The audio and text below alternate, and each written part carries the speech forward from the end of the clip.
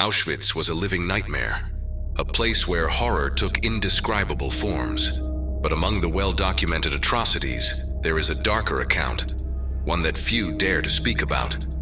Among the countless cruel experiments conducted by Dr. Josef Mengele, infamously known as the Angel of Death, there was one test that pushed the limits of science and sanity.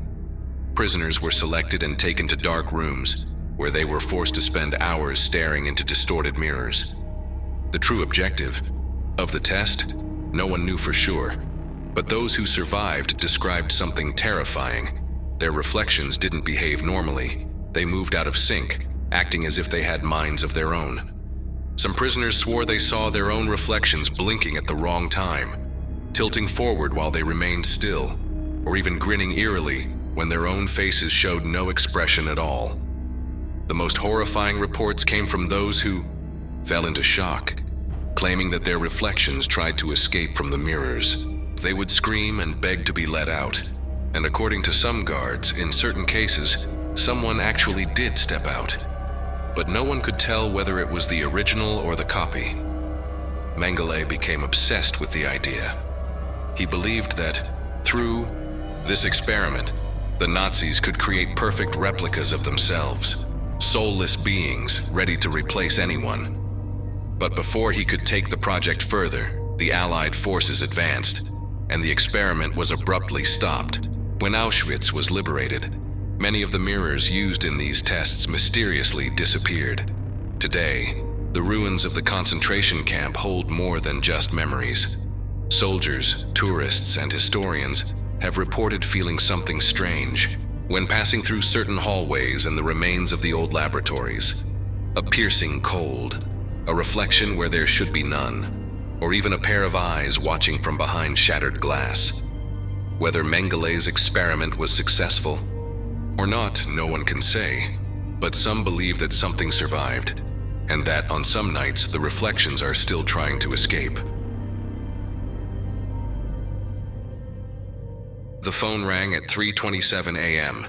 Ethan Cole didn't need to check the screen to know it was an urgent call. Working in the CIA's counterintelligence division meant that late-night calls were never good news. "Cole, get up. We have a situation. At Groom Lake." Director Michael Donovan's deep voice left no room for questions. "A Russian spy has been identified inside the base. Grab your gear and be at the hangar in 30 minutes. The line went dead before Ethan could ask anything. He threw on his clothes, grabbed his sidearm, and headed out to meet Sarah Whitmore, his longtime partner. "Groom Lake?" Sarah asked as she climbed into the armored SUV that would take them to the CIA's private airstrip. "Yeah, and it sounds serious. The jet took them from Langley, Virginia to Nevada in just a few hours. Groom Lake, better known to the public as Area 51, was one of the most secretive military installations in the United States.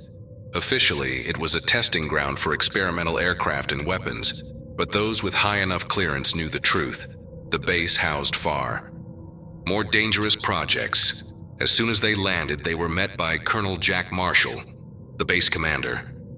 He led them into a security briefing room, where several scientists and military officials were already waiting. In the center of the room, a large screen displayed the image of a middle-aged man with dark hair and rigid features. "This is Dmitry Volkov, a Russian scientist who infiltrated the base under the false identity of Dr. William Kessler," Marshall said, his expression grim. "He worked here for 3 years before our intelligence confirmed his true identity, just 24 hours ago." Ethan frowned. "If you knew he was a spy, why hasn't he been captured yet?" Marshall exchanged a glance with one of the scientists before answering. "Because he disappeared." Sarah raised an eyebrow. "Disappeared? 6 hours ago, Dmitry entered a restricted sector of the base and never came out." Marshall pressed a button, and security footage began playing on the screen. Dmitry was seen walking hurriedly down a narrow corridor, carrying a black briefcase.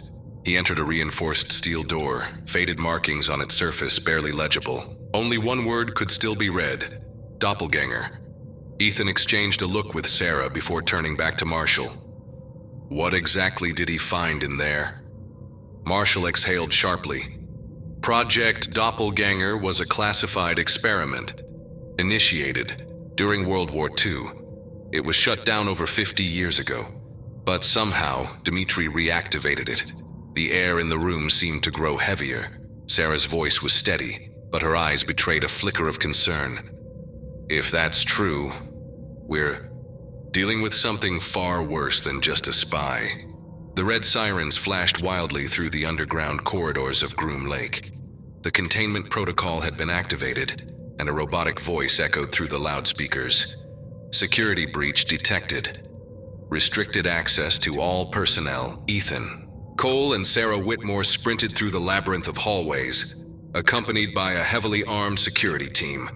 Colonel Jack Marshall led the way, his eyes locked on a digital map displayed on his tablet. "He's in the lower levels sector.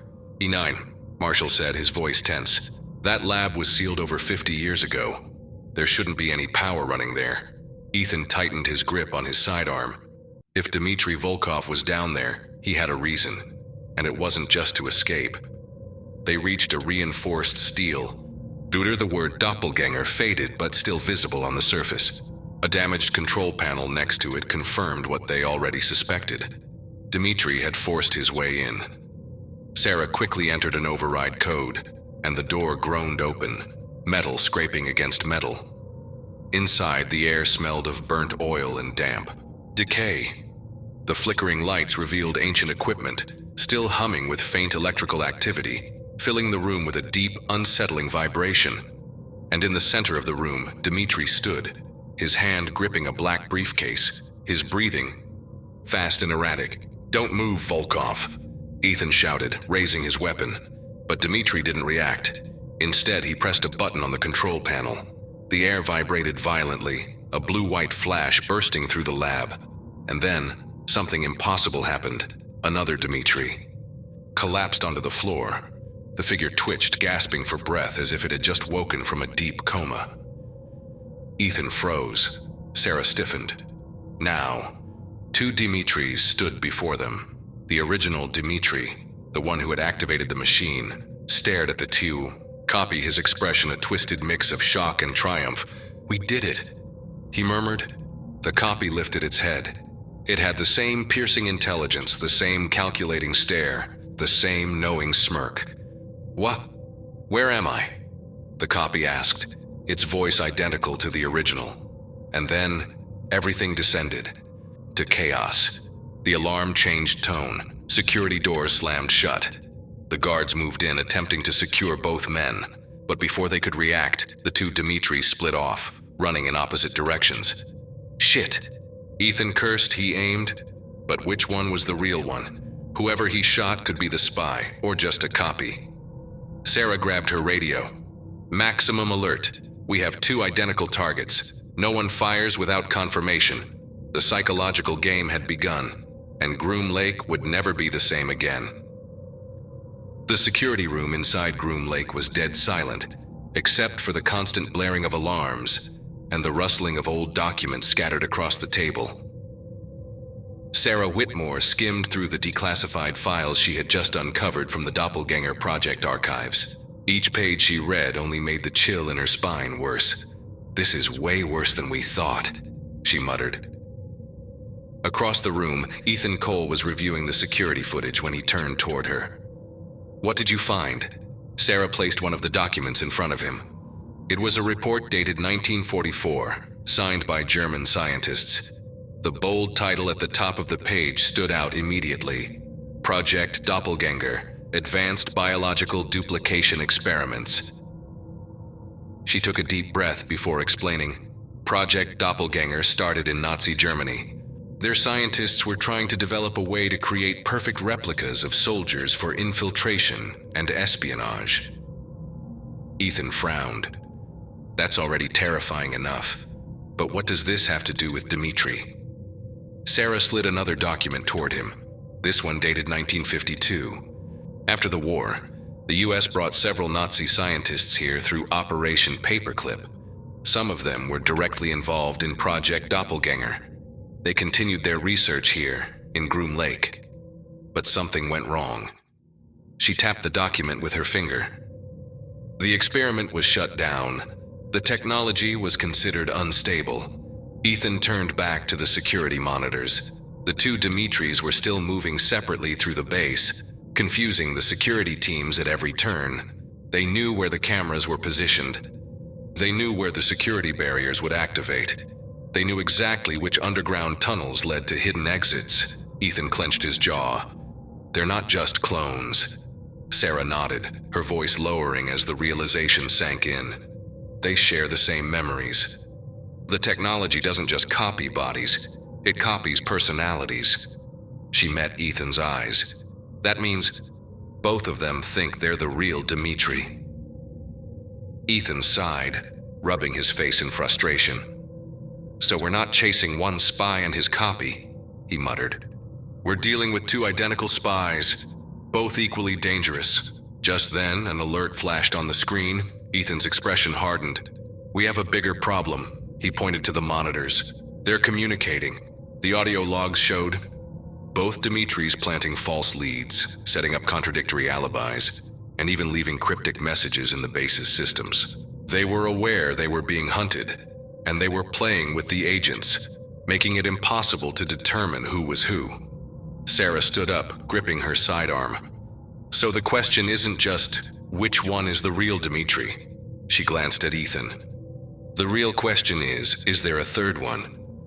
The interrogation room was small, illuminated only by a single cold light hanging from the ceiling. Sitting across the metal table, Dmitry Volkov stared at Ethan Cole with a calculating gaze. His hands were cuffed to the table, but his posture was relaxed, almost as if he were the one in control. Ethan leaned forward, resting his elbows on the table, fingers interlocked. "Who are you?" Dmitry raised an eyebrow. "I am Dmitry Volkov." Ethan narrowed his eyes. "The real Dmitry." A subtle smirk appeared on the Russian's face. "Exactly." Ethan kept his gaze locked on him. "If you're the real one, then who's the other?" Dmitry leaned in slightly. "A copy. A perfect copy, with your memories and thoughts?" Another smirk. "Apparently. But I'm the original, and he's the imposter." Ethan let out a quiet sigh. The same conversation was happening in the next room. Sarah Whitmore was interrogating the second Dmitri, and he was saying the exact same things. Both men claimed to be the real one. Both were convincing, and both had classified intelligence about their past missions in Russia. And the worst part? Neither of them hesitated. In the control room, Colonel Jack Marshall watched the interrogations through the security monitors. He took a deep breath, visibly disturbed by the situation. This isn't right. If that device can copy a person this perfectly, then how do we know there aren't more of them out there? One of the security agents, a tall man named Reed, crossed his arms. "What do you mean, sir?" Marshall turned toward him, his face grim. "What if Dmitri isn't the only one?" The room went dead silent. The thought that others in the base could have been duplicated without anyone noticing was terrifying. And as if to confirm their worst fears, a message flashed across the security screen. "One of you is not who you think you are." No one spoke. Reed's fingers moved fast over the keyboard. Who sent that? The technician at the terminal swallowed hard. It came from inside the base, but the signal was rerouted multiple times. Marshall clenched his jaw, trying to stay calm. Someone is playing games with us. At that exact moment, Ethan walked into the control room, just as the alarms blared again. What the hell now? The technician stared at the screen, his face pale. The cameras just identified a third Dmitri inside the base. Colonel Marshall turned slowly, his expression frozen. Then it's true. There's another one. The tension inside Groom Lake had reached a breaking point. 3 Dimitris had been detected, and at this point, no one knew how many more could exist. Ethan Cole knew they had to act fast. Paranoia was spreading among the agents, and the risk of an accidental shootout was rising by the minute. If they couldn't distinguish the real from the fake, the base could turn into an internal war zone. That's when Ethan had an idea.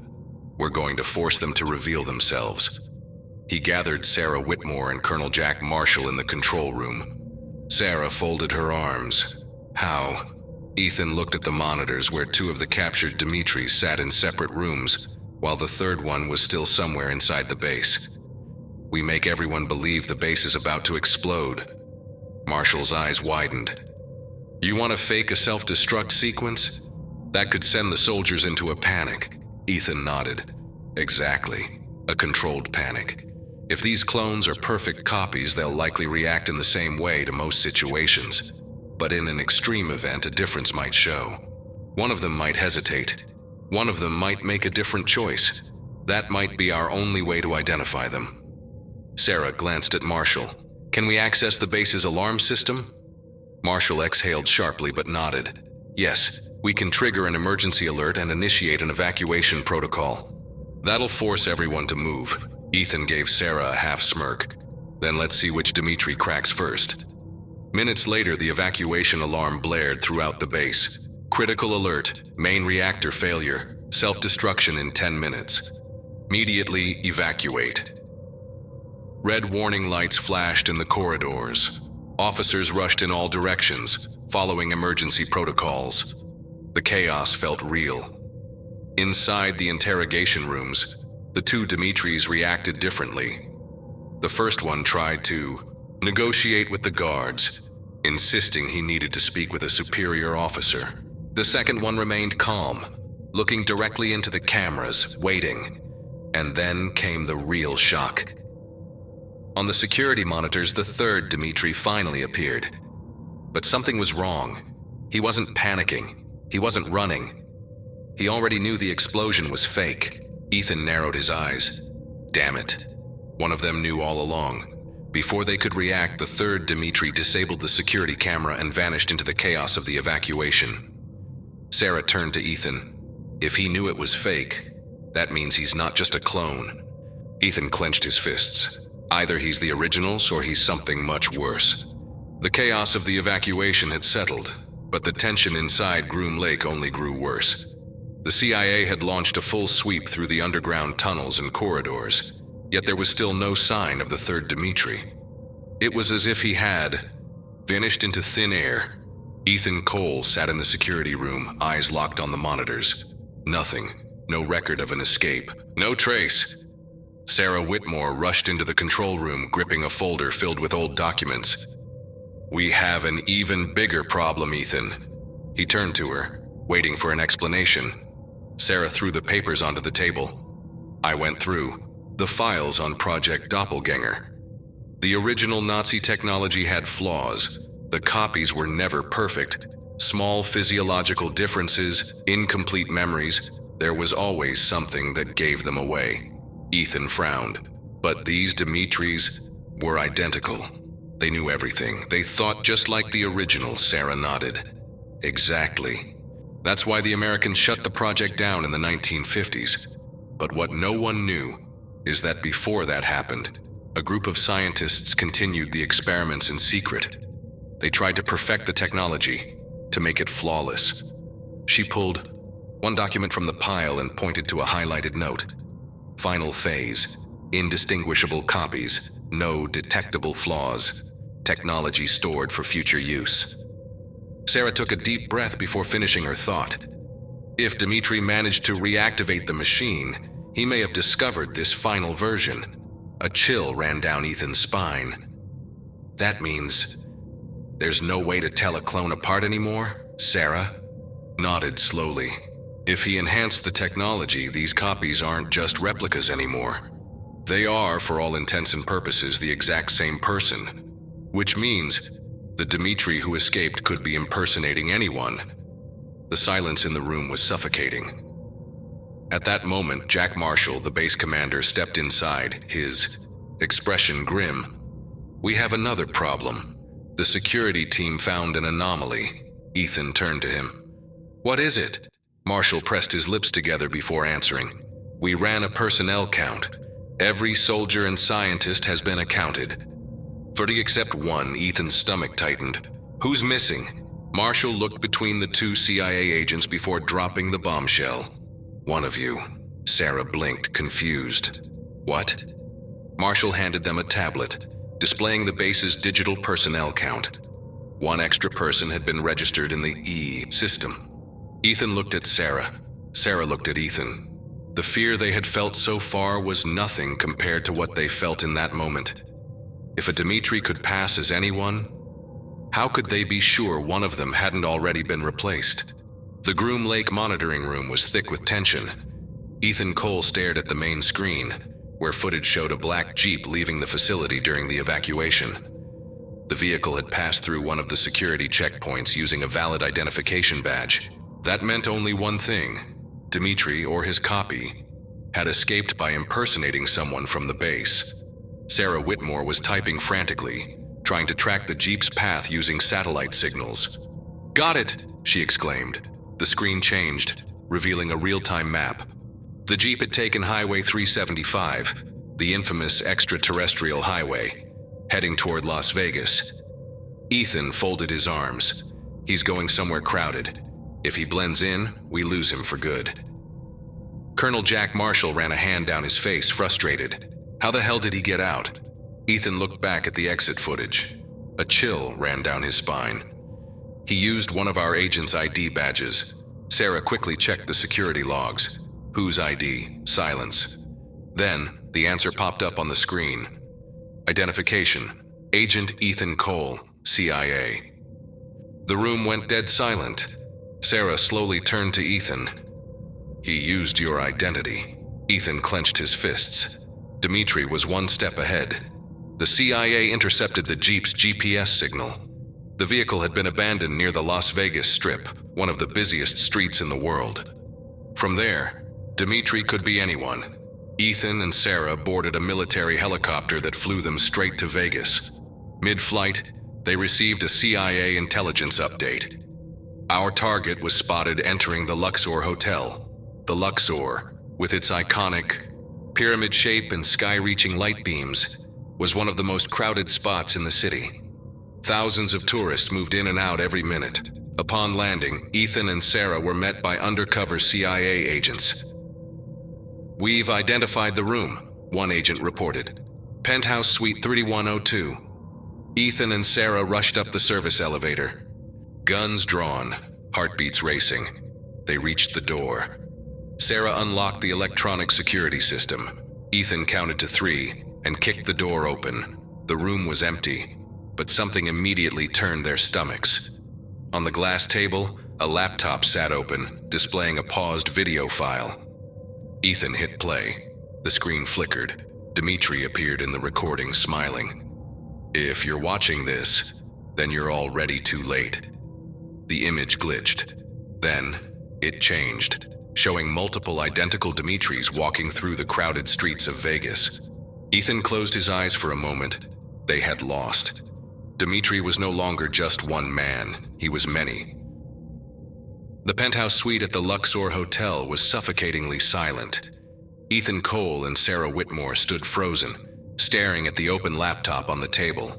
On the screen, Dmitry Volkov smirked in a pre-recorded video. "If you're watching this, then you're already too late." The footage glitched, then revealed something worse. Multiple identical copies of Dmitry walking through Las Vegas, some entering casinos, others hailing taxis, some simply blending into the crowds along the strip. Sarah stepped closer, clicking pause. "How many are there?" Her voice was tight with tension. Ethan rubbed his temples, shaking his head. "I don't know, but we're no longer dealing with a single spy. If this technology was used on a large scale," he didn't finish. The implication was clear. Dmitry was no longer just one man. He was an army. Sarah grabbed her phone and dialed Michael Donovan, director of the CIA. The moment the call connected, she went straight to the point. "We have a problem. Dmitry Volkov has multiplied. Literally." A brief silence. Then Donovan's voice came through. Calm, controlled, but ice-cold. "Explain." Sarah took a breath. "He used the Doppelganger Project's device to replicate himself. There are now multiple copies of him across the city. If he truly perfected the technology, that means every single one of them believes they're the real Dmitry. They could be assuming new identities, infiltrating corporations, the government, another. Pause. Then, Donovan spoke again, and his words chilled both agents to their core. If this is true, the threat isn't just in Las Vegas anymore. We need to consider the possibility of a global infiltration. Sarah exchanged a look with Ethan. That was exactly their worst fear. The laptop beeped, interrupting the call. A live feed appeared on the screen. Real-time security camera footage from across Las Vegas. And then, they saw it. Dimitri was everywhere. "Oh my God," Sarah whispered. At the airport, a Dimitri passed through security.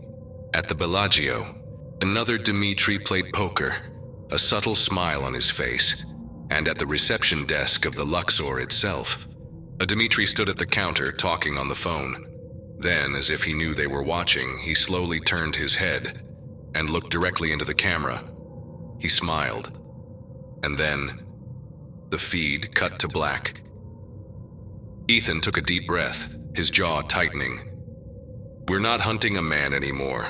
We're trying to stop an invisible war." The Las Vegas night was warm, but inside the armored SUV parked near the Strip, Ethan Cole and Sarah Whitmore felt an unsettling chill run down their spines. On the laptop screen in the back seat, the CIA's latest intel displayed an urgent update. Dimitri's. Copies were moving fast and they had a clear objective. Sarah scanned through the latest government hacker reports. "We've got suspicious activity in 3 high-priority locations." She pulled up a digital map where 3 red markers pulsed ominously. Dugway Proving Ground, a biological weapons facility in Utah, a classified NSA data center in Maryland, the U.S. State Department in Washington, D.C. Ethan folded his arms, his eyes fixed on the screen. "He's targeting national security infrastructure. But why?" Sarah clicked on another file. "Because he's not working alone." A video started playing. It was an intercepted transmission from Moscow. Inside a high-security conference room, several men in suits sat around a long table speaking. Russian. At the center of the screen, there he was, Dmitry Volkov. But something was wrong. Ethan leaned forward, eyes narrowing. "Wait a second. Dimitri's in Russia?" Sarah paused the video, her voice tense. "This confirms our worst fear." She pointed at the screen. "The Russians don't just know about the Doppelganger project. They already have a copy of him working directly with them." Ethan took a deep breath, feeling the weight of the revelation. "That means the Russians are planning to use this technology to replace political figures." Sarah nodded. "If they can infiltrate perfect copies into key positions within the U.S. government, they could manipulate decisions at the highest levels, without anyone ever realizing it." Ethan pulled out his secure phone and dialed Michael. "Donovan, the CIA director. We have a major problem. The Russians aren't just aware of the Doppelganger project, they're already using it for strategic infiltration." The line went silent for several seconds before Donovan responded. "If this is true, we're facing a hybrid warfare scenario." Ethan clenched his fists. "A war where the enemy can be anyone." The CIA moved fast. Elite teams were dispatched. To the 3 compromised locations, Ethan and Sarah were sent to Dugway Proving Ground, Utah. If Dimitri or his copies gained access to bioweapons, the world could be on the brink of catastrophe. They arrived at 3:12 a.m. under a star-filled sky, eerily silent. The local security team was already compromised. No one knew who was real, and who wasn't. Sarah checked her tablet, scanning the thermal signatures inside the facility. Her face went pale. "We've got at least 5 intruders inside, but there's something wrong." Ethan tightened his grip on his rifle. "What is it?" Sarah swallowed hard. "All 5 of them have the exact same body signature." Ethan stared at her, disbelief washing over him. "They're all Dimitri?"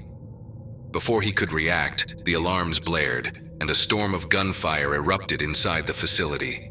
The invisible war had begun. The hallways of Dugway Proving Ground were in complete chaos. Gunfire echoed, alarms flashed, and shadows moved between containers filled with biological weapons. Ethan Cole and Sarah Whitmore advanced cautiously, weapons ready. They knew that Dmitri, or rather his copies, were everywhere. Sarah checked the thermal readings on her tablet. 2 of them have been neutralized, but 3 are still out there. Ethan scanned the area, analyzing every detail. Each Dmitri was identical, each thought like the original. But there was one thing they couldn't perfectly replicate: fear. "Think we can make them crack?" Sarah asked. Ethan nodded. "If one of them is still the real Dmitri, he'll care about his own survival. The clones, on the other hand, they're just disposable soldiers." They moved silently through the shadows of the lab, stepping over fallen bodies and shattered glass. Then they found him, a Dmitri cornered in a corridor, breathing heavily. His face was smeared with dust and sweat, his eyes desperate. "I'm not a clone," he panted, raising his hands. Ethan aimed at him, his expression unreadable. "Prove it." The man hesitated. Tears welled up in his eyes.